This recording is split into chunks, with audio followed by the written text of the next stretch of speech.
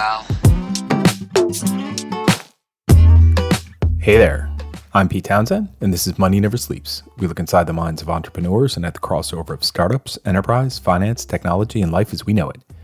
This episode of Money Never Sleeps is sponsored by Philip Lee, one of Ireland's fastest growing corporate law firms and expert advisors at the heart of the Dublin and London startup, fintech, and crypto communities. On the show this week, we've got... I am Carla Rosenkranz, founder of Barterchain. Barterchain is an online peer-to-peer barter place where members can swap and tokenize their skills and services. Carla is the first of 10 founders forming the Launchpool Web3 Techstars Accelerator class of 2022 that we've got on the show over the next few months.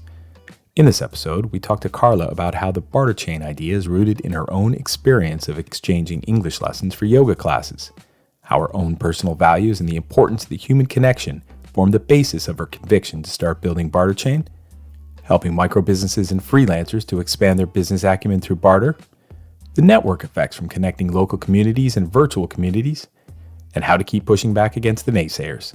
All right here on Money Never Sleeps. Carla, you're from Westport. Yeah? I am. Okay, cool. It's good to get that straight up front. And you grew up in Westport and then started moving around the world a bit, or at least moving around Europe a bit. Yeah. Maybe just talk us through your backstory and how you got to this point. Yeah? Sure, yeah. How far back do you want to go? Well, not like, in the womb. Yeah. I barely remember those days. Good. So yeah, I grew up in Westport, which for anyone that doesn't know, it's a kind of a big town. It's a lovely town, I must give it that. But I loved growing up in Westport. I had zero complaints, but I knew that what I wanted to do with college, I wanted to have the option of going abroad. I could just feel it in me that I needed to spread my wings and go somewhere further away even than Dublin. So did I. Yeah, where did you go? Galway. Oh, you did? Right back here. And actually, yeah, a lot of people from Westport go to Galway to university because it's an hour and a half away. You can come home for dinners all the time. But I knew I wanted to go slightly further afield even than that. So yeah, I chose languages specifically so that I could travel. And it's funny enough, actually, when I went on Erasmus and went to Rome is where I spent my Erasmus, that is where I ended up falling in love with Ireland and Westport even more. Okay. I found myself preaching Riverdance, showing everyone the 1994 Eurovision Interval Act multiple times a day. But even as much, I was absolutely loving being abroad and soaking up that culture. But at the same time, I was kind of becoming quite patriotic. Okay. All right. And during that 2018 to 2020 period, feels like you went through a lot of soul searching to figure out what you really wanted to do. Yeah. And what was the right fit. And like doing tons of public speaking, organizing people, bringing together people. I saw that thing you did in Kolkata, which would have been before that 2018 to 2020 period. How have those experiences kind of shaped your view into how you're going to build Barterchain? Yeah, sure. So I think you were probably looking at my involvement with ESN in 2018. Yeah. That was a big one. So that's the Erasmus Student Network. I had done my Erasmus in Rome, obviously, and found ESN and just did not know where I would have been without it, because it's just this huge, huge voluntary society that brings together all the Erasmus students from all over the place and makes sure that they integrate well. And this is, academically and socially. And my whole year was spent with people from absolutely everywhere. And that is how I learned my Italian as well. It was from other people who were learning Italian in the moment. I didn't go to university once, actually. I failed my Erasmus year because I spent so much time with all of these people. And yeah, I learned so much more than I would have in school. So then I came back to UCD, to Dublin, and I decided to volunteer for the ESN society there. And I suppose being the other side of it, unknowingly I was realizing my values, I think, my intrinsic values. And I realized that the ones that were just really natural to me were inclusion, equality, diversity, integration, all of these things. And I suppose human connection as well. I realized the importance of human connection and how we're almost nothing without it. I mean, you can go to a very good school, you can be very bright, all of these things. You can go to a wonderful country, but if you're not speaking with people, if you're not connecting, it's nothing. Yeah. It means very little. So all of that, I actually think the whole Barterchain idea was built around that. That's probably where it started without me knowing. Okay. Well, with that, you want to tell us about the Barterchain story? Sure, yeah. So then after that, after I graduated, didn't know what I wanted to do, had no idea, but I knew that I didn't want to go into a steady job immediately. I did, as you said, had to spend some time soul searching.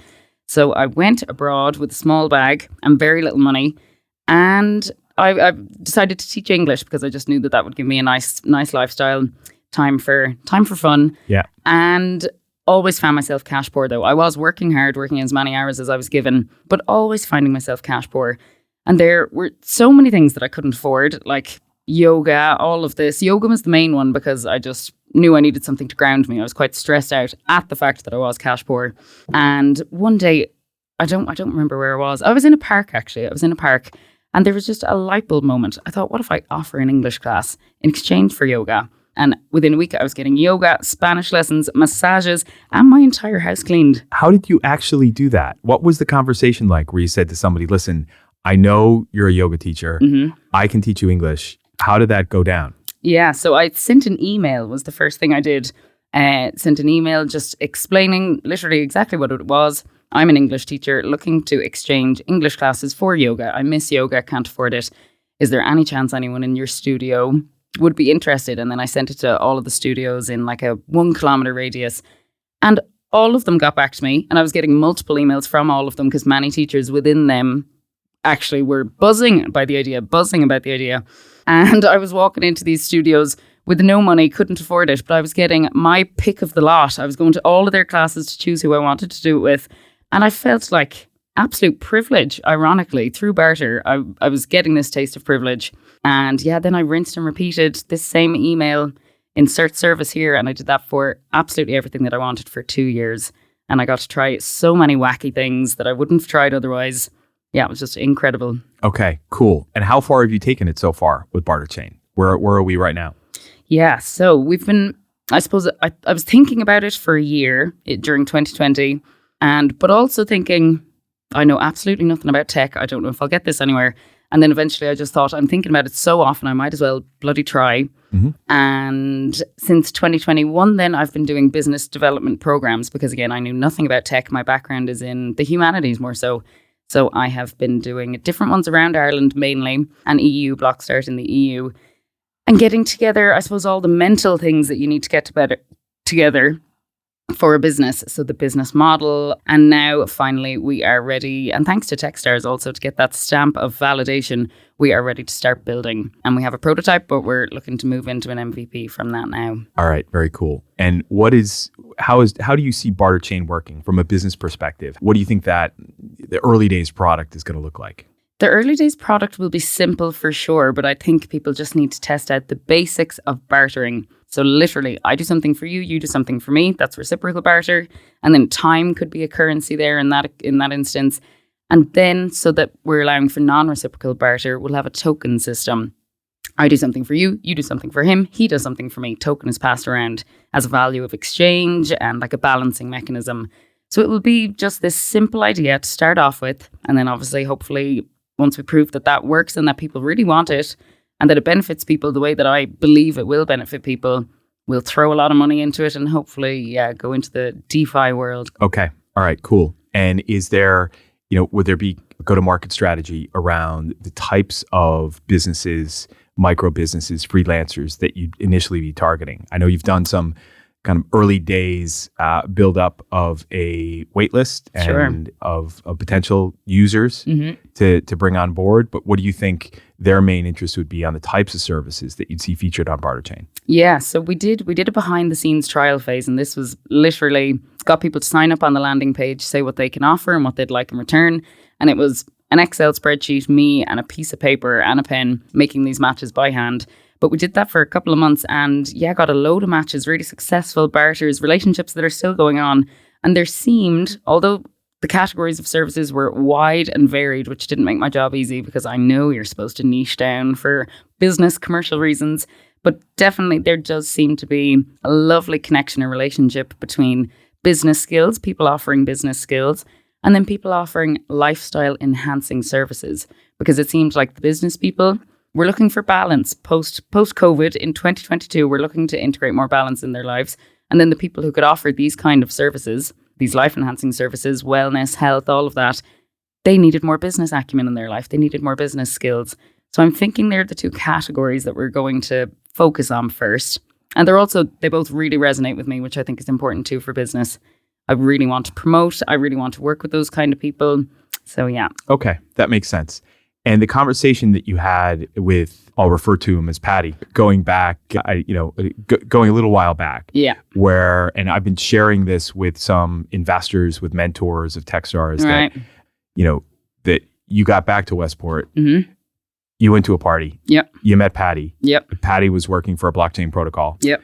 And you explained the idea to him, mm-hmm. and he said, well, wait a second, there is a tokenization model waiting to happen here. Yes. What were some of the bones of that from a high level that made you think, okay, yeah, actually integrating Barterchain with blockchain is actually going to make it worth doing? Sure. Well, I mean, before that conversation, I knew absolutely nothing about blockchain, nothing. And again, as I said, I knew the bare minimum about tech in general, but I did some research as much as I physically could. And I spoke to a couple of other developers, pitched this idea, and was told, oh, girl, go make a Facebook page. Really? Yeah, go make a Facebook page, let people barter from there. And I said, I'm kind of looking to come very, very far away from that. But he was the first person, so I cornered him at this party. I said, please sit down with me. Cornered him and told him what I knew were going to be the bare bones of this project. So we needed a token system to allow for non-reciprocal barter, and we were going to need a ledger. These were the only two things, and then there was a couple of other functions like internal chat, etc. But I said ledger, and I saw his eyes light up, sparkle, and I could see the cogs in his brain working even as I was speaking. And he paused for like a good long 3 seconds and then said, have you heard of blockchain? Yeah. And I hadn't, but I started looking into it. And I just realized how far you could take it if you were to integrate blockchain and how it would actually solve the problems that were in past barter systems. Like Mehel, do you remember Mehel, the old Irish Mehel? Yep. Yeah, I spoke to member committee organisers, all of that about Mehel, and they told me about the pitfalls and what didn't work and what did work and why it failed or why it faded out. And it looked like blockchain could actually solve a lot of that. Okay. To all of that, potentially. Okay.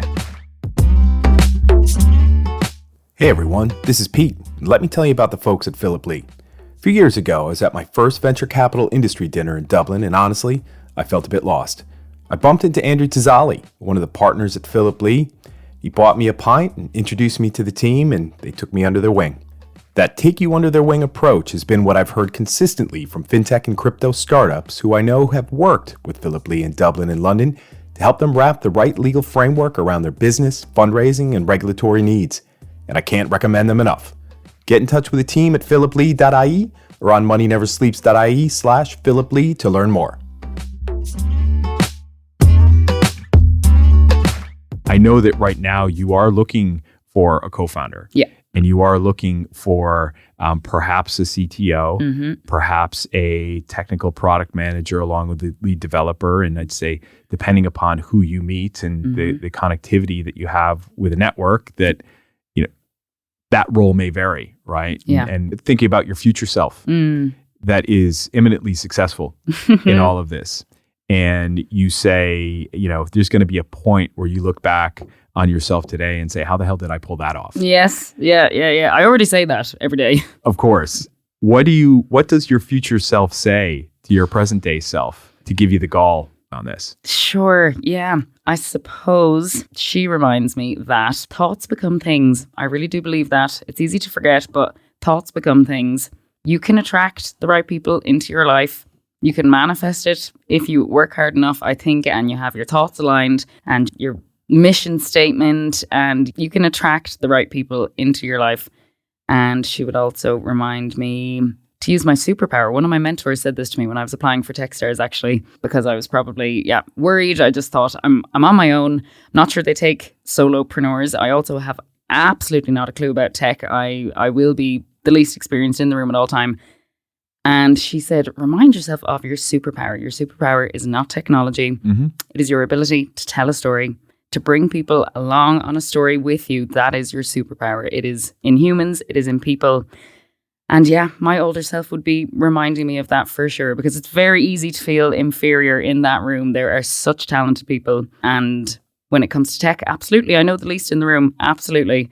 But remind yourself of your superpowers. Absolutely. And what you can do. No, that's so true. And I've spent so much time talking about the thesis for the investments that we're making with this accelerator, mm-hmm. and that we're connecting the path from the past of the digitalization of finance, right? Starting with cryptocurrency in 2008, 2009, and that so much of the progress for the first 6 years in the crypto space had been around payment system, a transfer of value, right? And now since 2016, 2017, it's been, well, let's use cryptographically secured assets for other things. Let's take, and start thinking about how we can blend these virtual and physical worlds together by using the same technology that's enabled a completely decentralized store of value and medium of exchange to take hold. Buffeted by, there's these 4 key criteria that we identified around Web3. And the first one you just nailed, which is storytelling. We want everybody to be able to tell good stories because that breeds community, and community is a hugely important part of success in Web3. The second thing, composability. Can you attract not only users, but developers? Of course, you're going to attract users with Barterchain, but will there be those that want to build on top of it from a development standpoint? Absolutely. The third thing is incentivization. Are we able to orchestrate the entire attraction of users and developers by incentivizing them through tokens? And obviously, that is one of the core components of Barterchain. Fourth, this compounding effect that you get when you have users and developers both operating on the same platform and building on the same platform, and where you have developers bringing users and users bringing developers, right? So all 4 of those boxes were ticked. But yes, you are a solopreneur. We are at the early stages, and that's, obviously one of the key reasons we're working together is to get you all to do this. It's such a massive opportunity. And I say this to a bunch of founders, is that I get really excited talking to startups about their product and about where they're going with it and the vision, because my ideas, like when you spoke to Patty that day, my ideas just tend to take over.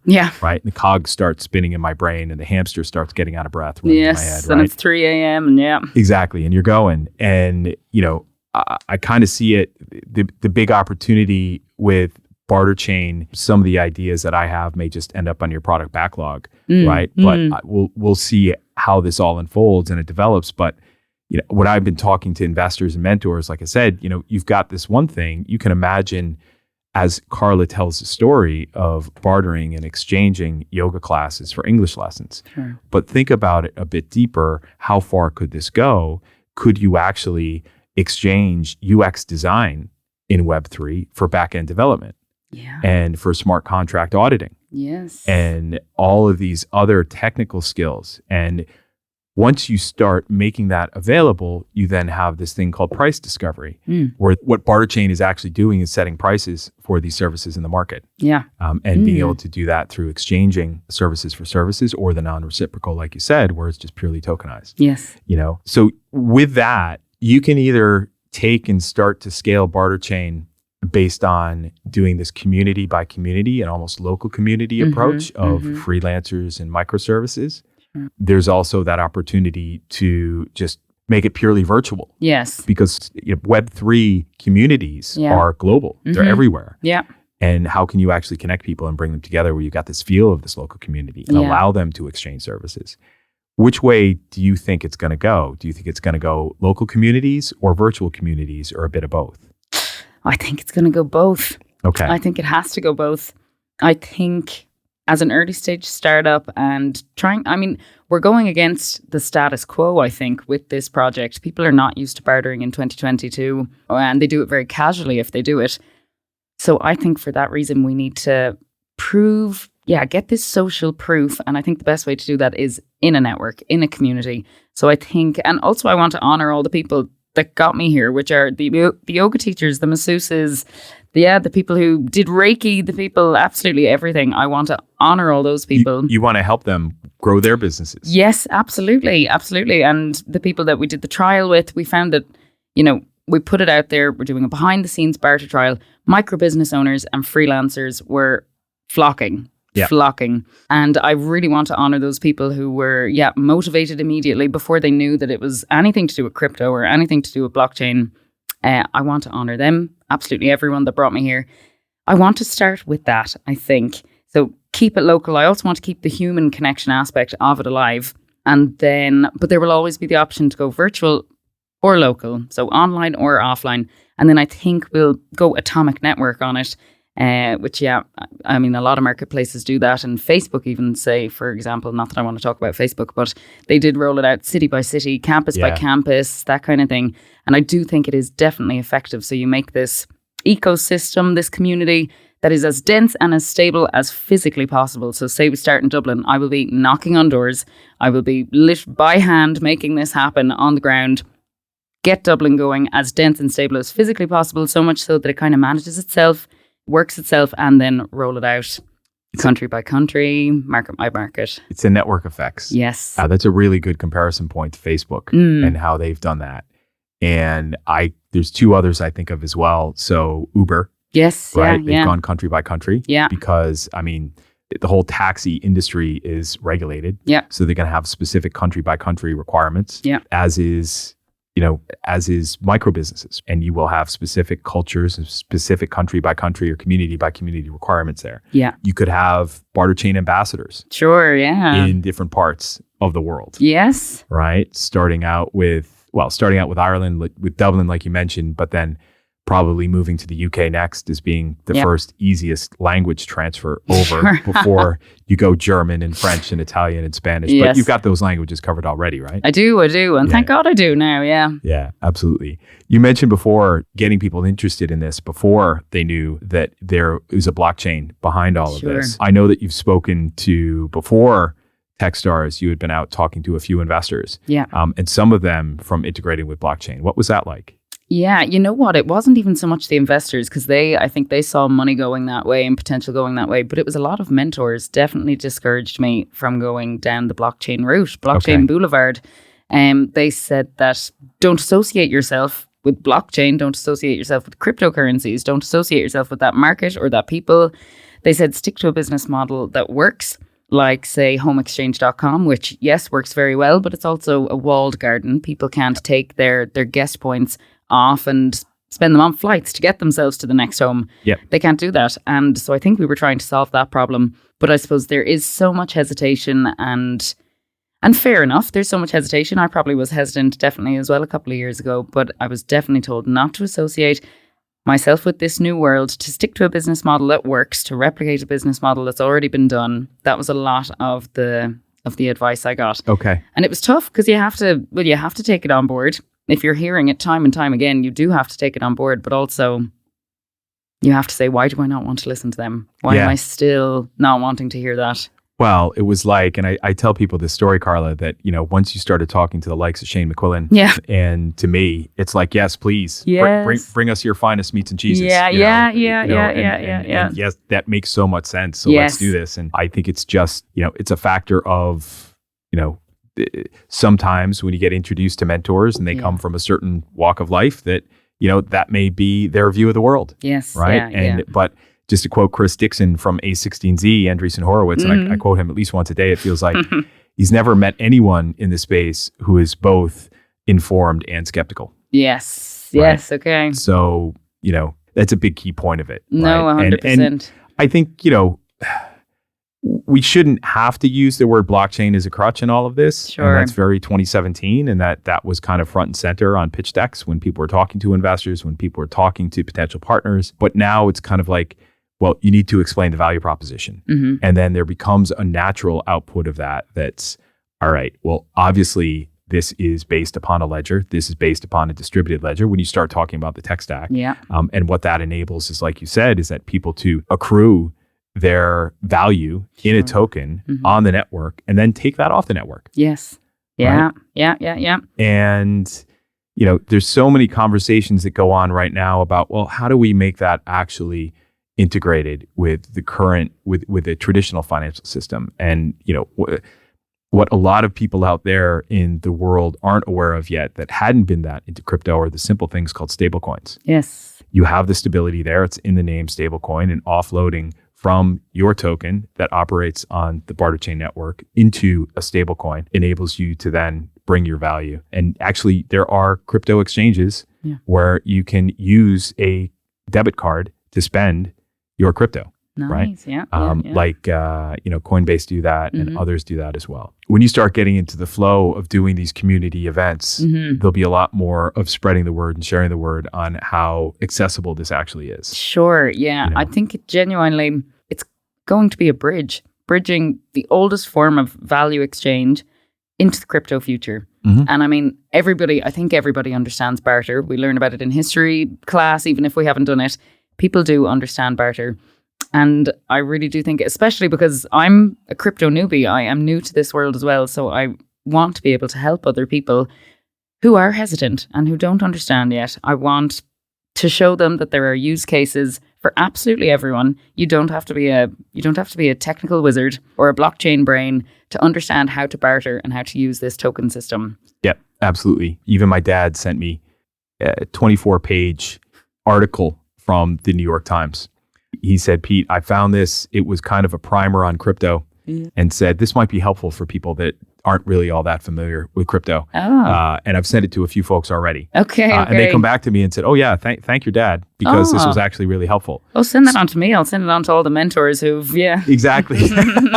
I'll send it on to the accountant that laughed me out of his office. Great point. Yeah, we will do that. We'll absolutely do that. Just kind of thinking about, obviously where this is all headed. There's going to be things and experiences that you will continue to have, right? That people will push you back, right? And, there are lots of more experiences like that, any founder of a startup is going to have ahead of them. And I kind of see your resilience so far as being a good indicator of actually, you know what, we're going to keep pushing through. But one of the questions that I like to ask people, Carla, is that what's one thing that you know to be true in business that most people believe to be false? Yeah, that's a good question. I think I'm going to go all Brené Brown on you and say that vulnerability is courage. And, I think people know it to be true in the emotional world. Well, some people, but I'm finding it's actually the same in the business world. I'm throwing my hands up saying, I don't get this, or I'm scared, or I really need help. I think it's even easier to do in the business world than the emotional world. But I'm finding that once you ask for help, everybody is willing to help. And you get so much more done if you just admit your weaknesses, admit, that you need advice, that you need support. And that has got me places already. Another thing, and I'm going to steal something that Alejandro said to us the other day. Remember, he said, if you're the smartest person in the room, you're in the wrong room. Yeah. You want to be the dumbest person in every room, because then you're in the right room. That resonated with me hugely. Yeah, that is Alejandro Gutierrez from D-Factor. Shout out to Alejandro. I know he's at the Paris Blockchain Forum right now. He was up on stage there yesterday. Wow, fair play. Thank you, Alejandro, man. You inspired me. Yeah. Powerful words coming from him. Yeah. Absolutely. Yeah, he's a great guy. No, vulnerability is key. And I do try to live and breathe that myself. And it does, when you are telling stories, you naturally want to share stuff. Yeah. And if you are vulnerable, the stuff that you're going to share when you're telling stories generally connects with people. Yeah. Right? But it is true that it's harder to be vulnerable than it is just to put on a brave face. Totally. So vulnerability is courage. Brené Brown, I hope you're listening. I would work with, I don't even want to get into the story of the people I used to work with, back in the corporate world, but that's another story for another day. Listen, Carla, we've had a good chat about Barterchain and where you're going with all this. And the one last question we'd like to ask everybody is this. What's one thing that people wouldn't expect to know about you? I'm psychic. Really? I'm psychic. I am. Everybody's psychic. Okay. Did you know that? How does that work? We're all connected, man. We are all connected. And this comes back to the soul searching that I did before this business idea. I realized, we are all psychic in many ways. We can all tune into each other. You can tap into it. Everybody is just as psychic as the next, but you have to believe. But I knew I was getting into this program. Okay. Yeah. Okay. And are you a Star Wars fan at all? No. Sorry. The Force. Oh, well, the Force is with me. Yeah, I will. Yeah, and with you. The Force is strong in that one. Yeah. No, I believe in the Force. Okay. Without a shadow of a doubt. Give me an example of how your psychic skills, besides getting into the TechStars program, tell me something that's worked. I can't think of anything. Is this just intuition? Well, yeah, we can call it intuition. We can also call it full-on magic. We can. But I think it's also just an attitude, just knowing that I will find a perfect person for this job. And you say this to yourself many times, and then you do.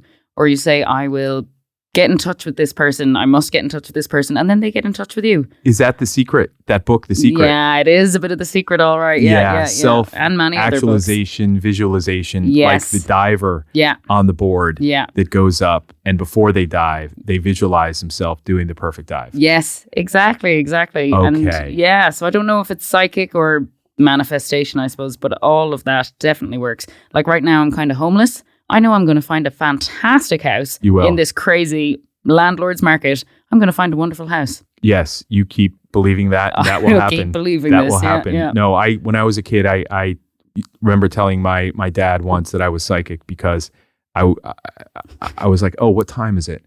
Oh, it's 2:45. And then I went to look at a clock and it was 2:45. I'm like, Dad, I'm psychic. No, it's just I have a great understanding of what time it is. Yeah, you have you have an inside clock. No, but all those things, I have dreams where things happen and then next day they come true. Awesome. Yeah. Well, we'll keep working on it. Absolutely. All right. Absolutely. Well, We'll work Carla, on your powers too, Pete. Thank you. I appreciate that. If you can teach me how to use a lightsaber and defeat the Emperor, that would be pretty cool. Absolutely. Yeah, it's in my bag. All right. Carla, thanks so much for coming on the show. It's been awesome to have you here. What's the best way for people to get in touch with you? Yes, I would love for that. Anyone who has any experience or interest in barter or blockchain, please go to www.barterchain.io or find me, Carla Rosenkranz, on any social platforms at all. Thank you so much, Pete, for having me. Awesome. Thanks for coming, Carla. Bye-bye. Adios.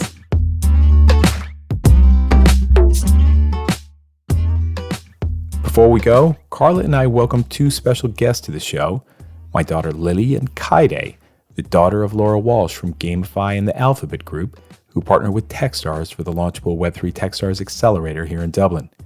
Here they are, and yes, if you think you're hearing a little bit of beatbox at the end, you just might be right. So, Kaide, Lily, welcome to Money Never Sleeps. Hello. Great to have you both on the show. Hi. Kaide, what have you been up to today? I've been writing a sort of draft for a story I'm working on. Very cool. Can you tell us what the story is about? It's basically a murder mystery, Okay. and I'm writing it. It's about this girl who secretly is like solving some of the world's most unsolved cases in her town. But when she gets stumped with one case, she has to gain some assistance from a roller derby skater in Okay. order for them to solve the case together. Wow. Very cool. Does she have a name yet? Actually, yes, they do. The main character's name's Quinn, and the skater girl is Shannon. Oh, cool. Very good. Lily, what about you? What have you been up to today? I've just been drawing on my iPad. And what did you draw? I drew a sunset. Oh, very nice. And I know that you visited the Techstars Accelerator here in Dublin today. Yeah. What did you bring with you to the Accelerator program today? I brought chocolate chip cookies. Ooh, very good. And where did those chocolate chip cookies come from? I made them. Oh, very good. And where did you get the recipe? The back of a chocolate chip packet. Oh, what chocolate chip packet? I might copy you. Toll House. Oh, yeah. And how were the cookies? They were good. Yeah, did people like them? Yeah. Awesome. And what do you think of this whole podcasting malarkey? I think it was really long. Oh, it was very long. And we were boring. Yeah, I was waiting for a while. Okay. All right. And probably if we can get you two on the count of 3 to say money never sleeps, pal, that would be great. Okay. So we're going to do it at the count of 3. Okay. 1, 2, 3. Money never sleeps, pal. Awesome. All right. Well, thanks so much, guys. Great to have you on the show. No problem. Thank you, Pete. Thank you. Bye. Bye. Thank you. Goodbye. Toodles. Bye. Woo!